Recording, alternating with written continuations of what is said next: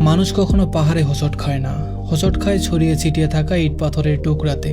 পাহাড়ের মতো বিশাল কিছুর সামনে আমরা সতর্ক থাকি, প্রস্তুত থাকি, কিন্তু ইট পাথরগুলো আমাদের দৃষ্টি এড়িয়ে যায়, যে কারণে প্রায় আমরা ইট পাথরে পাহাড়কে পড়ে যাই। জীবনের মতোই সম্পর্কের পথও এরকমই।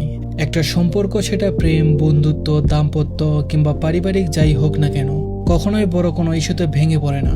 সম্পর্ক ভাঙে ছোট ছোট ভুল বোঝাবুঝি, অবহেলা, না বলা কথার ভেতরে জমে থাকা কষ্ট, কিংবা সময় মতো একটুখানি মনোযোগ না দেওয়ার কারণে।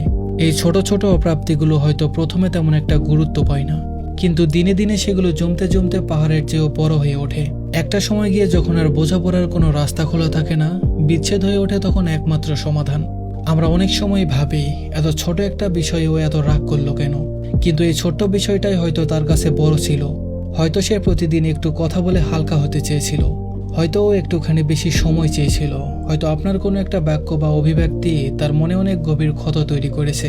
একটা ক্ষতের জন্য সবসময় বড় অস্ত্র লাগে না, ক্ষত গভীর হয় তখনই যখন অনুভূতির জায়গায় আঘাত লাগে। তাই একটা সম্পর্ক টিকিয়ে রাখতে হলে বড় কিছু করার প্রয়োজন পড়ে না, প্রয়োজন পড়ে ছোট ছোট যত্নের, সামান্য খেয়ালের, একটুখানি বোঝাপড়ার।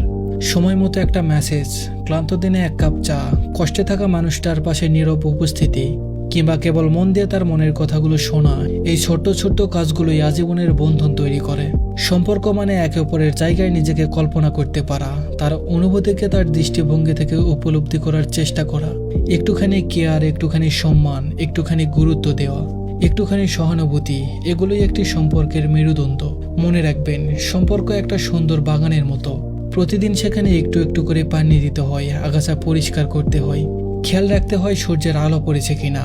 অবহেলা করলেই তা শুকিয়ে যায়। তাই সম্পর্কের ছোট ছোট বিষয়গুলোকে অবহেলা নয়, বরং যত্নে আলিঙ্গন করা উচিত। কেননা জীবনের সব থেকে বড় সুখ লুকিয়ে থাকে এই ছোট ছোট খুঁটিনাটিতেই। ধন্যবাদ সবাইকে।